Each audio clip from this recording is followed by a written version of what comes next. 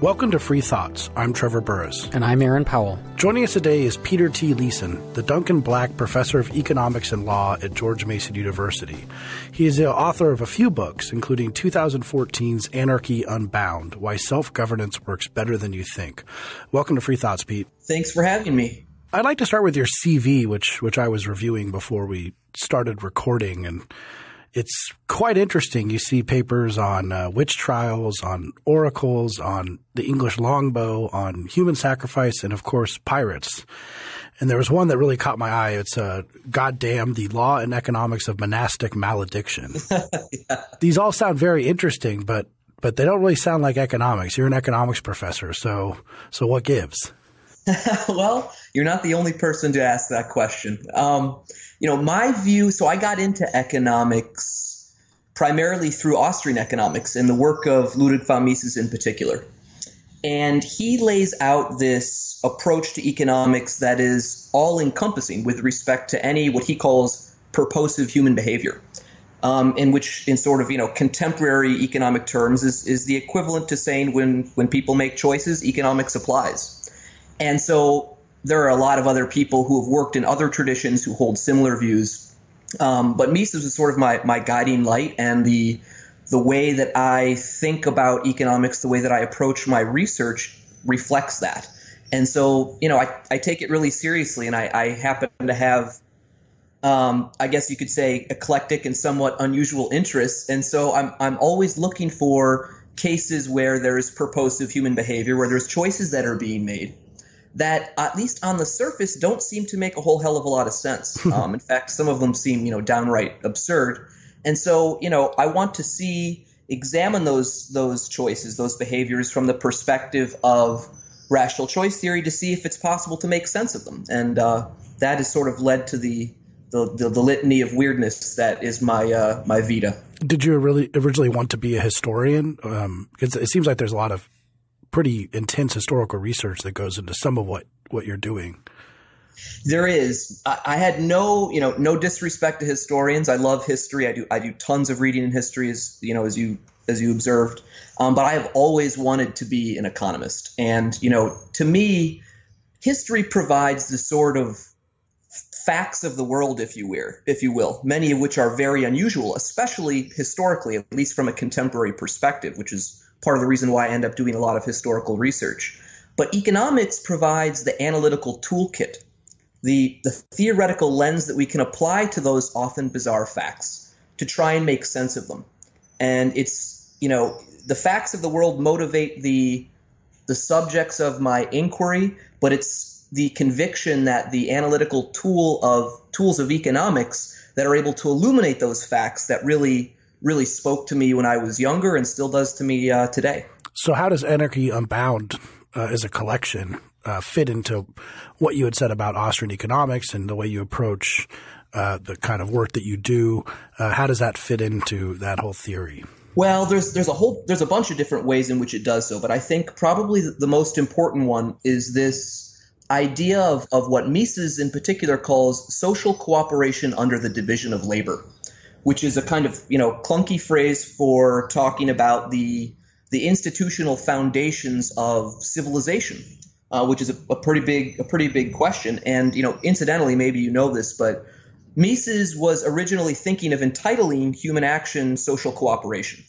And in many ways, I think that title would have actually spoken a little bit more directly to at least the substantive as opposed to methodological meat of what he was getting at. But so what he's challenging us to do, in my view, at least in part, is to try and understand better those institutions that undergird civilization, that promote or inhibit, as the case may be, social cooperation under the division of labor. And one of those institutions historically and today that has been very important in that regard, and certainly from Mises' perspective, was and is government. However, given my historical interest in particular, what I noticed, and certainly I'm not the first one to have noticed this, is that if you actually look around, at the world, past and present, what you notice is a surprising degree of social cooperation that's able to be carried on in the absence of government. And so that presents a kind of puzzle. If we typically think of the state as providing basic functions such as protection of private property rights, protection of people's persons. If those are absent in these contexts, and we think about those as promoting civilization, then how is it that at least some degree of civilization has been achieved despite its absence? So if we're looking at what happens in the absence of government, how are we defining government, and does government mean the same thing as the state? I think that government does mean the same thing as the state, but that's kind of a semantic issue. You might define it differently, but I think the way that at least most political economists are talking about it, government and the state are the same. What is different, at least as terms are typically used in that literature, is government and governance. And governance is a broader concept that just refers to the rules that people may or may not have for protecting property, for example, and the means of their enforcement. Government, on the other hand, is one particular institutional regime for at least ostensibly achieving those goals. However, there are others. There is what I refer to as self-governance, or what other people call private governance, which is when you've got private actors who are instead of agents of the state performing or behaving in ways that perform those functions. So then, what makes government, as we're talking about it here, different than, say, the governance, so the government of Alexandria, Virginia, versus the institution of George Mason University, which also has systems of rules that people who are part of it need to follow and has, consequences for breaking those rules? Is there a fundamental thing that sets the two apart? Yeah. So really, your question is a very good one, and is getting at the core issue, I think, which maybe you asked, but I failed to answer a moment ago, about sort of how it is that we define government. How do we distinguish it from non-government? And that's actually a really difficult question. And it seems like, and the short version of it is that I don't think that there is a single answer to it. There isn't a precise way to define this is government and this is not, at least in a sort of abstract sense. And on the surface, that would present a rather serious problem for people like me who want to make a distinction between government and private governance, for example, and to explore one or the other in a comparative sense. But I think in practice, our inability to abstractly and precisely define government doesn't end up getting in the way of our ability to engage in useful conversations that distinguish between private governance and government, because our intuitions tend to comport with respect to particular instances about whether or not what we observe in a particular instance we would call a government or something else. So with respect to the question the specifics of what you mentioned a moment ago, I think everyone looking at the county of Arlington, Virginia, would refer to that as a government. I don't think anyone would call that self-governance or private governance. By the same token, I think everyone looking at the institution that is George Mason University would probably not refer to George Mason University as a government or a state, but rather as an organization that operates within the context of a state. And in a like way, although with admittedly much greater ambiguities in some of the cases that I want to consider, I think we generally share ideas about what constitutes the X being government and Y being anarchy, the absence of government. But as I say, there's haziness there, and to me, perhaps the most useful way to think about it, instead of as a binary classification, is to think about the extent to which we have government or anarchy, the absence of government, private governance, as lying on a spectrum. So at one end of the spectrum, think institutional and social regimes that lie at one end, we all pretty much agree are government. At the other end, I think we all would pretty much agree are not government, are anarchies, for example. But then there's these cases in the middle that are hazy, and we can have semantic disputes about that, which aren't terribly important. But most of the cases that we end up analyzing kind of fall somewhere closer to one or the other end of the spectrum, so it sort of ends up being a moot point. How do you feel about the word anarchy? Because a lot of people prefer to use something like statelessness because anarchy has another meaning, which is chaos, which is, of course, it seems like a lot of your work is written to at least address the theory that anarchy is chaos. Yeah. Well, I like the word, or at least I find it to be a useful word. Or I wouldn't. Obviously, I used it in the title of my book. I could have titled it something else. I don't think it's a big deal. I sometimes refer to it as statelessness too, but I have no problem with referring to it as anarchy. And from a positive perspective, the perspective of an economist as a scientist or researcher, which is the perspective that I'm taking in Anarchy Unbound, I want to use the terminology that's used in the scientific literature.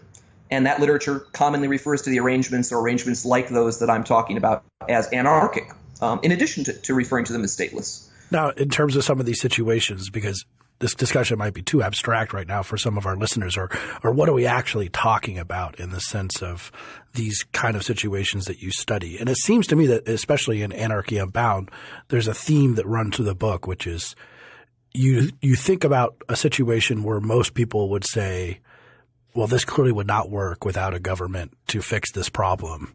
And then you explain how that is not always true and can be theoretically shown to work and has not always been true as a historical matter.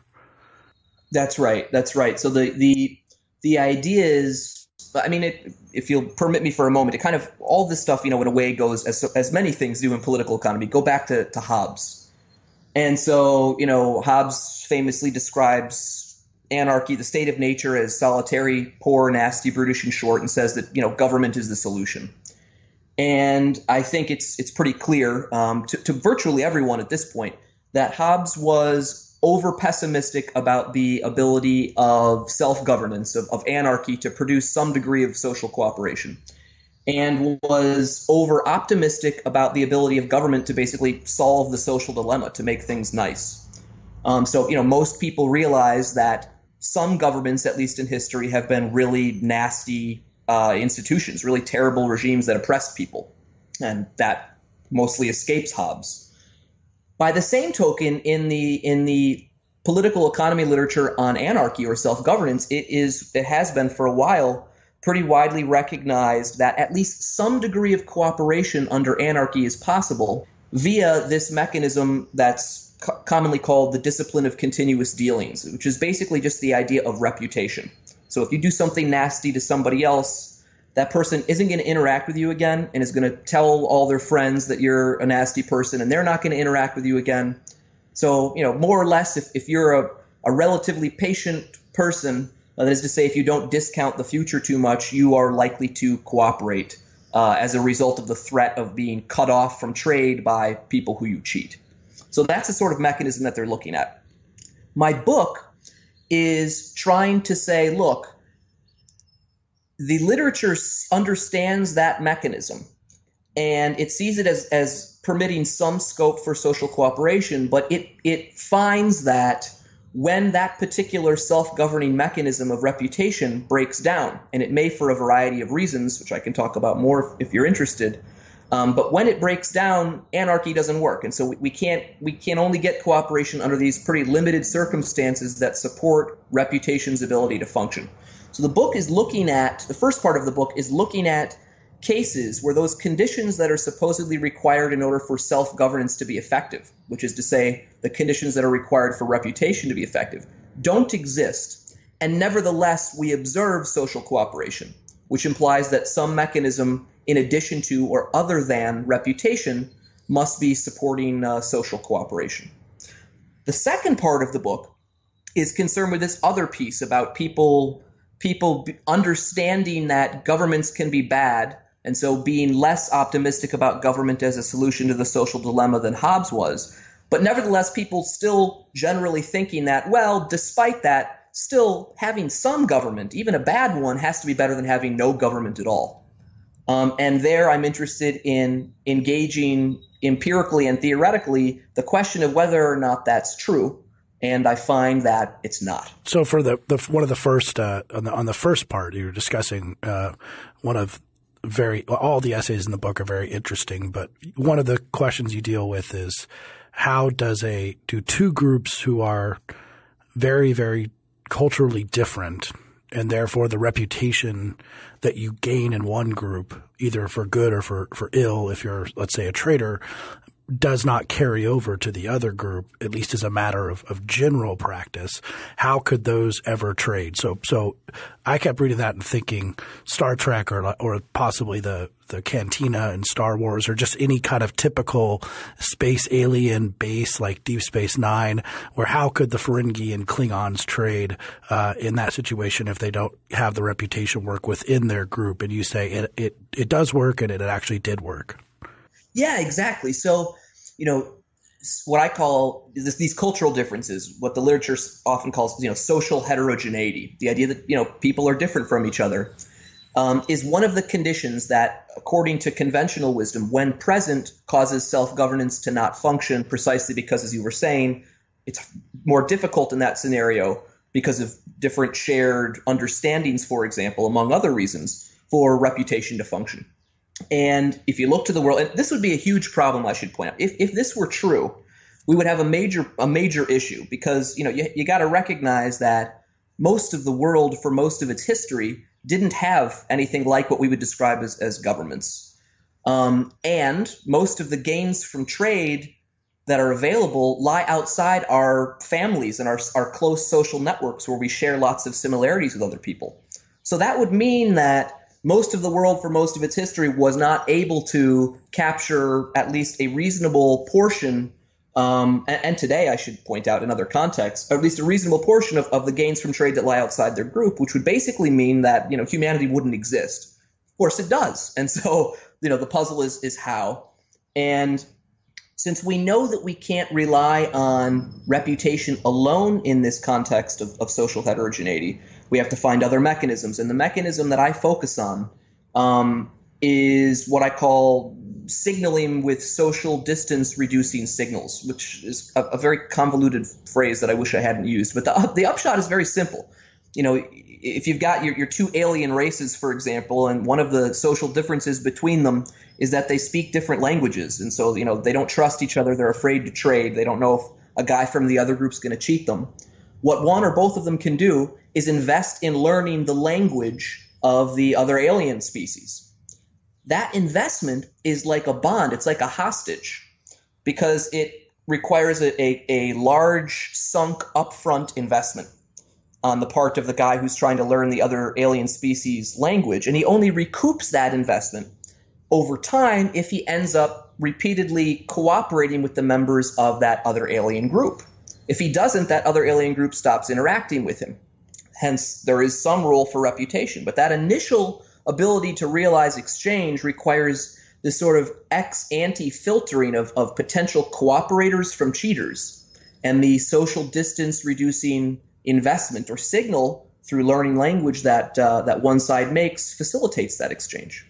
One of the objections to the kind of research that you're doing that I've heard from people who are less persuaded by or less sympathetic to anarchism, whether politically or just in our the daily lives between the various fingers of the state, is that this stuff is less an example of anarchism or statelessness or a lack of government working as it is once you have governments that provide a basic framework. So these merchant from the different alien races have governments that are protecting them and presumably defending them against invasion from the race that they might trade with and so on, that once you have that, then people, sure, they can get up to all sorts of neat things without the state being directly involved, but that's not quite the same thing as then thinking that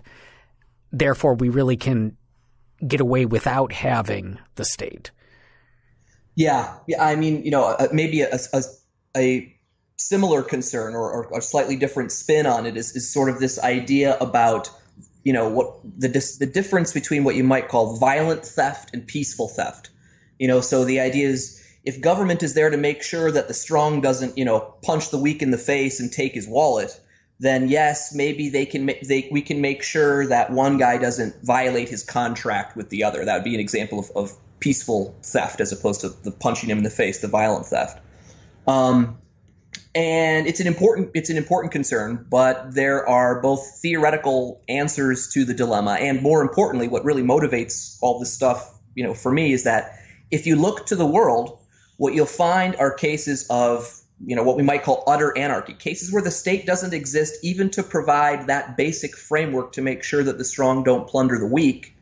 And nevertheless, we observe some degree of cooperation. We observe people overcoming that obstacle and being able to realize gains from exchange.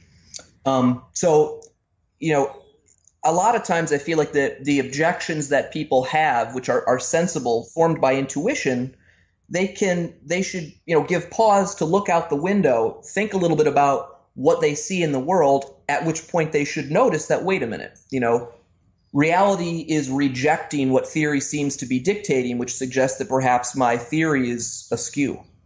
Now, I think it's important that our listeners and those who read your work, and I highly suggest to go and read Pete's work if you're listening, but that you're not necessarily in the work we're talking about making the normative case for anarchy insofar as the literature you're writing in, because the question here is people who assert impossibility. You're just addressing that claim, not that clearly government therefore is worthless and it's never needed anywhere, but where people said the only thing that could do this would be government, you say, probably not. Yeah, that's definitely true. But there's actually two different issues on the table there, right? So one of them is, you're right, that the research that I'm doing is positive in the sense that it's trying to explain the world as it is, not say anything about, at least in this work, about how the world should be. But there's a second component which often gets blended with that first one, which is, whether or not I or other people are making the claim that, anarchy is a panacea and self-governance solves everything, or that government can never improve upon, even in principle, anarchic arrangements. And, as a positive matter, the answer to that is clearly, no, government can, in fact, at least in principle, improve on these things. But, and it's a really important but, the ability in principle for government to improve upon anarchic arrangements does not imply that real-world governments, even on average, are producing better outcomes than an anarchic set of institutions would produce. And the reason for that is not that real-world anarchies are magical places of unicorns where glorious things happen. And, a lot of times they're pretty nasty. Hobbes was kind of right. They're pretty nasty, some of them anyway. But here's where Hobbes, going back to Hobbes again, where he was wrong, governments are often nastier. So it's which one is worse, rather than which one is better. And here, it's astonishing to me the extent to which people are able to overlook what is in effect the modal outcome of government in the world, which is a horrible outcome. So saying that statelessness might be able to improve over that outcome is really, is setting the bar very low. I want to go back to another one of my favorite examples. It was hard to choose with all the great examples in the book. One of the things that you discuss, which is something I had never heard of, and I'm a pretty big student of at least British history, but it's called, I believe it's pronounced the Leges Martiarum, would be the way of pronouncing it, the law of lawlessness, which was about a 3-century period in the English-Scottish border, particularly though in the 16th century, for giving governance to a group of fairly unruly but sometimes cooperative English and Scotsmen. Yeah. This is the society of the infamous border reivers, for those who are interested in history. And actually, this is an empirical illustration also of a case where we don't have government providing even the most basic function of regulating violence, for example.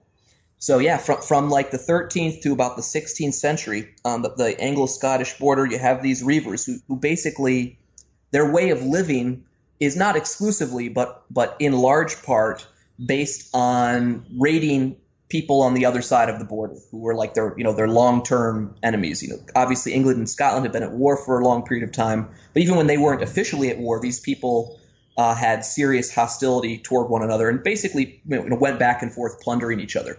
And I should point out, they're peculiar in that it seems to be that they derived some kind of, incidentally, utility from the plundering. They seem to like it. It was kind of a game, if you could think about it that way. Although a very deadly and dangerous game with serious consequences. But that's a problem. That shows something too. The question of like, what about the people who just like to steal or that like to hurt people? Yep, they exist. They exist as the Reavers show us. And it's an interesting thing because if you might think that if you identify a group like that, and if you could show that in that group self-governance actually works reasonably well, anarchy produced decent outcomes relative to what might have been the alternative option anyway. I think it's a real testament to the robustness of self-governance, because if it can work in a society of basically outlaws devoted to plundering one another, then surely it's going to have an easier time working among the more regular sort of people who really aren't interested in raiding against each other or slaying one another for fun.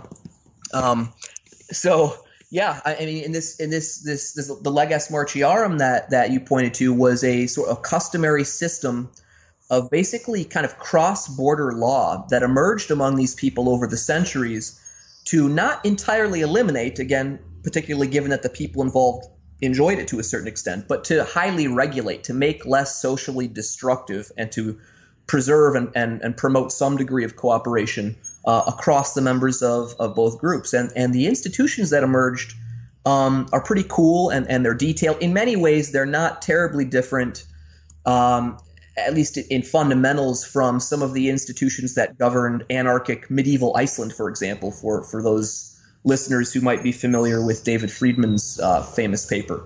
But it's a different context in that it's considering, sworn enemies who are socially and culturally diverse, lacking any semblance of government, even to prevent violence among them. Can you give us examples of what those institutions look like and how they worked? Sure. So I think probably one that's similar to medieval Iceland was this idea of what they called manbote, which was a kind of vergild, a blood payment. So if you killed somebody, you were entitled under a norm. This was obviously not in legislated law. Under a norm to receive, some kind of payment, or alternatively, you could take the guy who was found guilty of having committed the crime and actually kill him yourself if you were just a vengeful type. And some of these guys were. So you might actually want to exercise that option if you were an Anglo-Scottish border reaver. And that's a very sort of crude institution. Well, isn't that exactly what people would say? That's what anarchy is like, and I don't want to live there. That's why.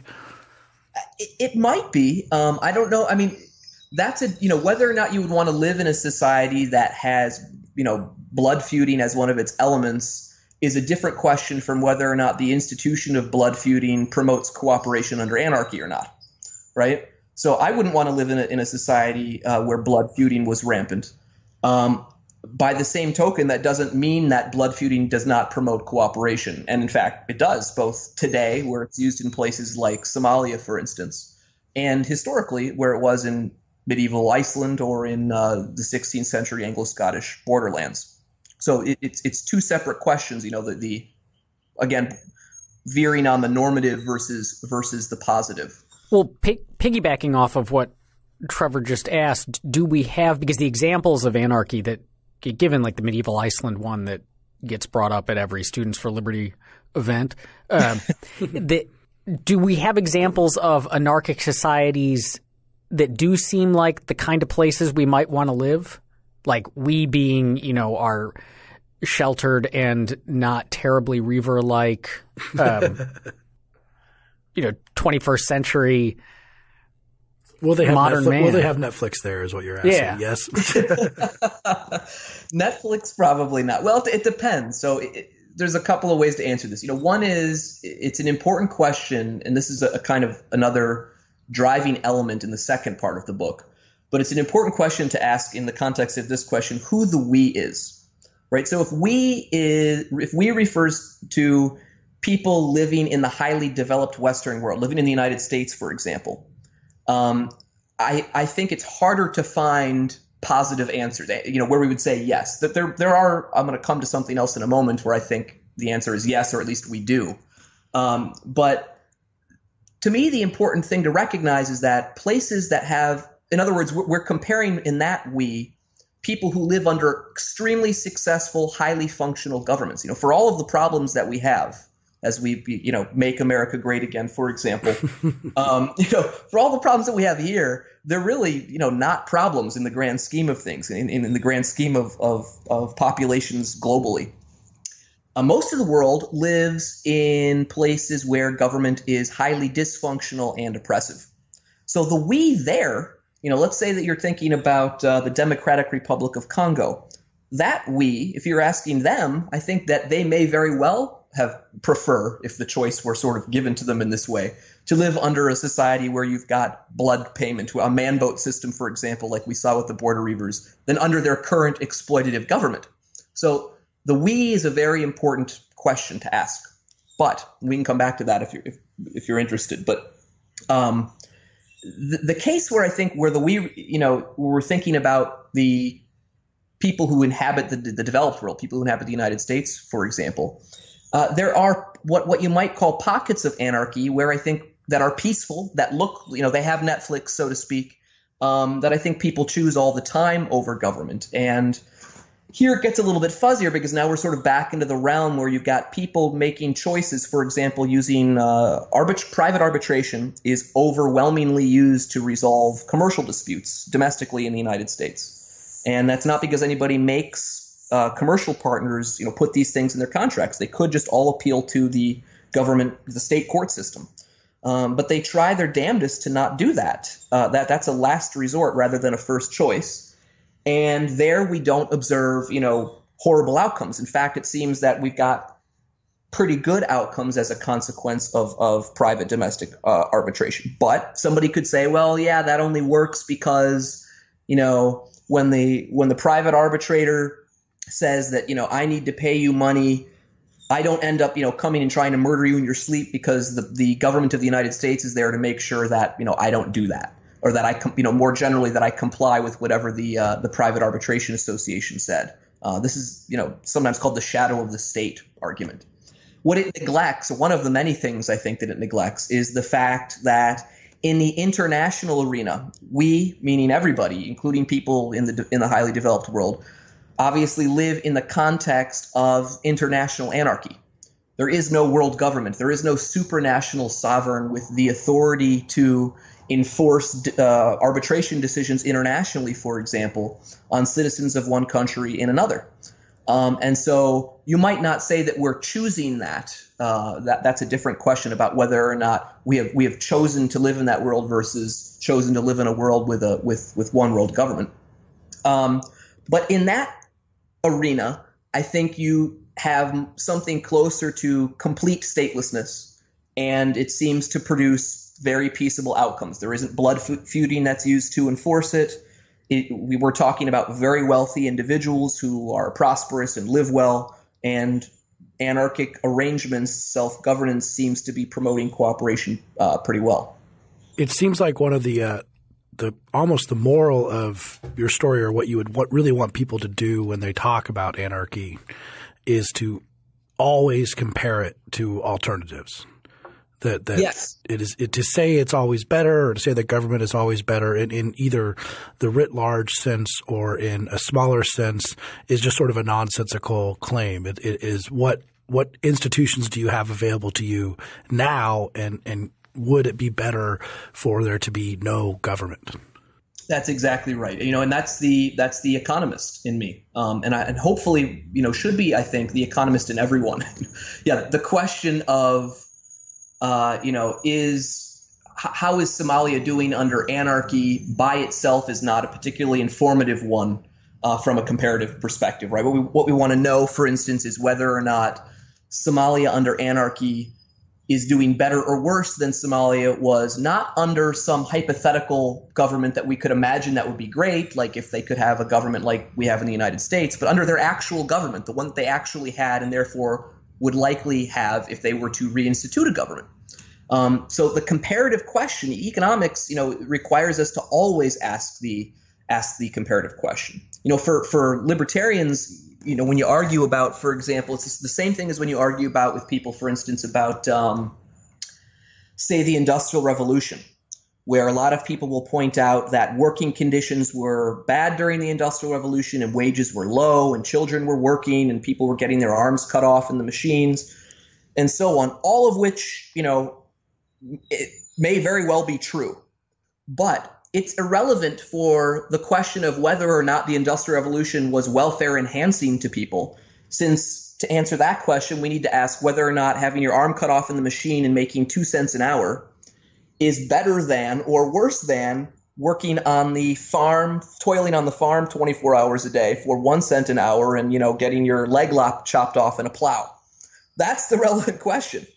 The implicit standard when people make critiques about the welfare effects of the Industrial Revolution for the population of the time is to apply the standards that we have in the contemporary developed world, which is, of course, not the right standard because it's an irrelevant alternative unless you have a time machine.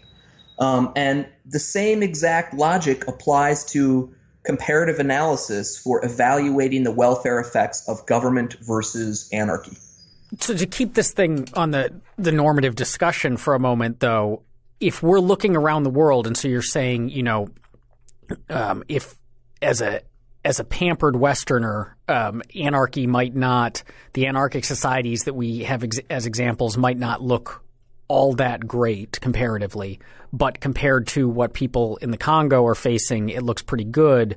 But isn't that like, so we're not talking about going back in time. We're simply saying, yes, okay, so maybe anarchy would be better for the people in the Congo over what they have now. But that would be like saying, if you have an infected leg, cutting off that leg is better than dying from the infection. But even better than that would be getting some antibiotics. And so even better than anarchy, yes, it might be marginally better, but we've got this other thing, which is good government. And so we shouldn't be looking at anarchy because that's only a marginal improvement. We should be looking at how to give these people good government that's going to improve their lives dramatically. Yes, and which is right, except it I think again ignores another central economic concept, which is scarcity or constraints. So if among our options, so if I go into your leg example, if my options are antibiotic or sever the leg, then I agree antibiotic. If that's one of the options that's available to me, yes. But suppose that I'm too poor to purchase the antibiotic, or suppose that antibiotics haven't been invented, or suppose that whatever other thing you want to impose that restricts my access to antibiotics, then the relevant comparison is death or cutting off the leg. With respect to anarchy, it is again similar. So if you think that it is within the feasible opportunity set of, say, contemporary Somalia, to have a government such as that which governs the United States or some Western European country, then I think it is a reasonable comparison to make to look at outcomes in Somali anarchy versus outcomes in, say, Switzerland. But I think that anyone who is even remotely informed about the history of Somalia, or who simply recognizes that constraints are real, they're the reason that I don't drive a Ferrari, even though a Ferrari is better than my Subaru, right? Clearly it's a better car, but I'm income constrained. I can't have that. So Subaru it is, right?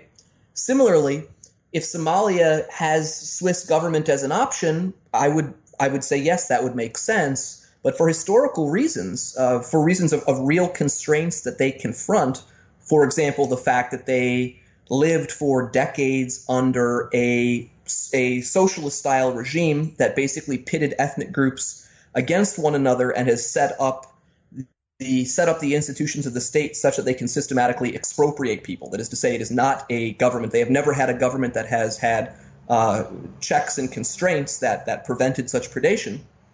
Swiss government isn't on the table.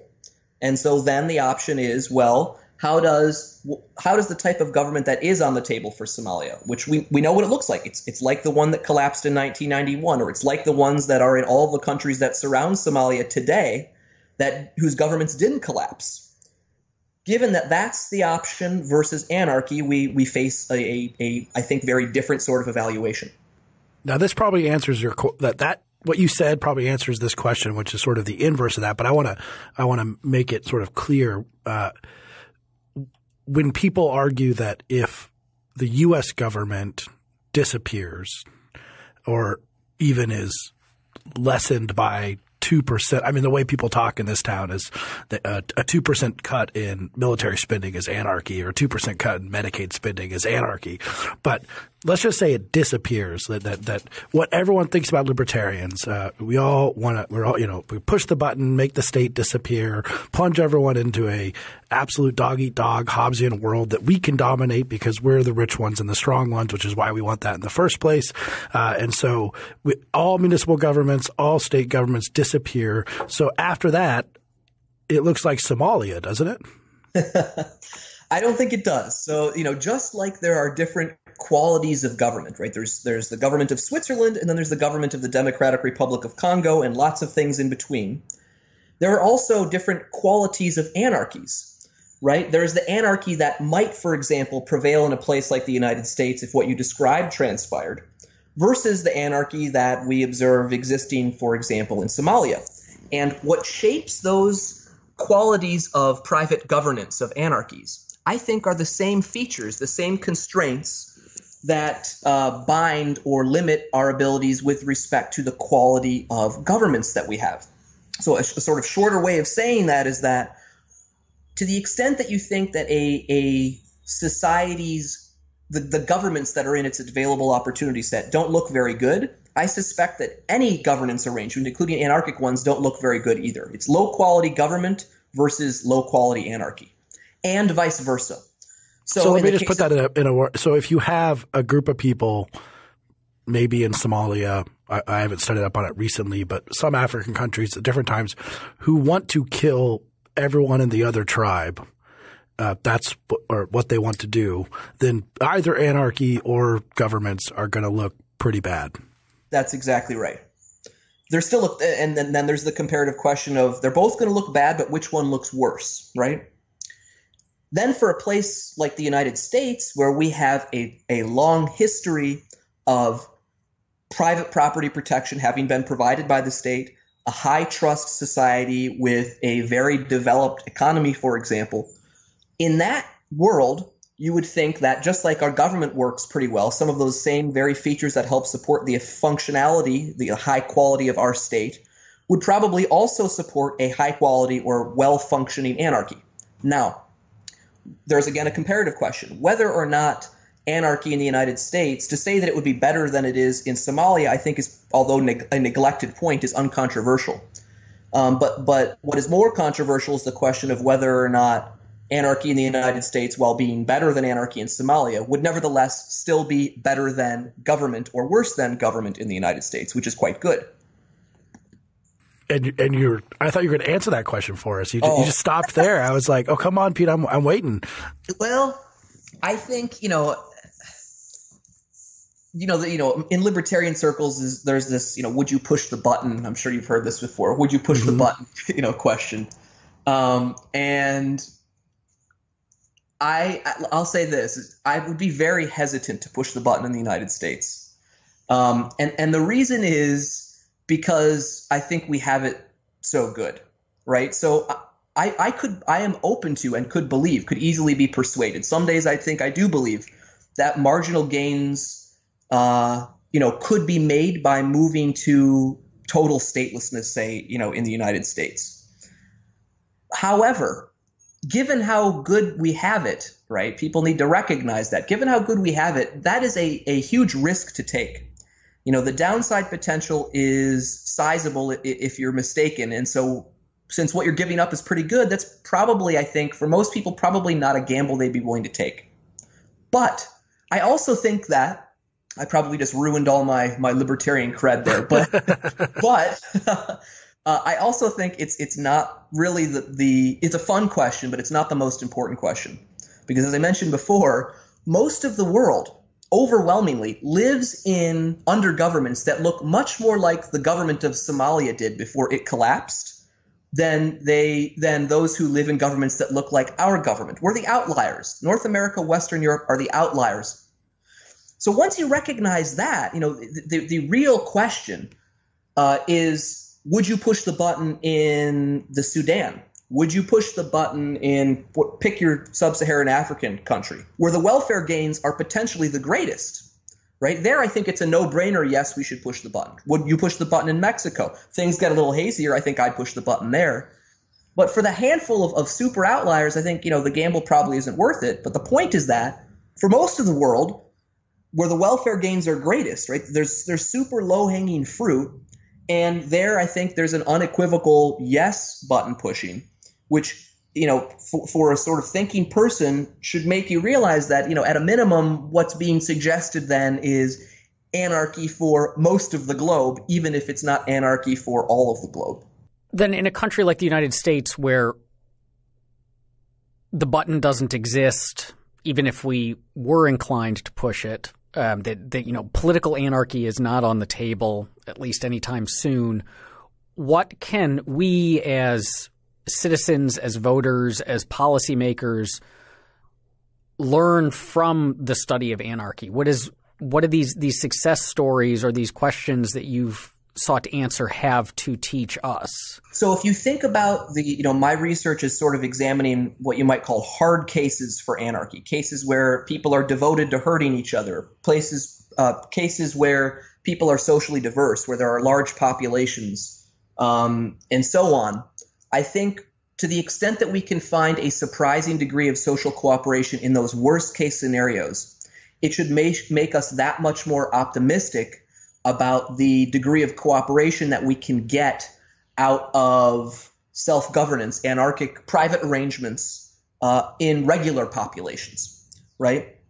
And so, if you go back to Madison's paradox of government, right? Supposedly he says, we need a government in order to make sure that we basically don't do bad things to each other. But the problem is that once we empower government to do that, how do we make sure that government isn't going to hurt us? And we know that the general problem, the biggest welfare losses empirically come from government hurting us. So if you can, to the extent that you can scale back what it is that government is doing, you can reduce the potential for those biggest damages, so to speak. And if we know that anarchy works in the hardest case, that means that some private solution in the easy case, I think, becomes much easier to buy into. And so it ultimately limits, if you want to think about it, restricts the activities that we have the state involved in, and thus limits the potential for damage.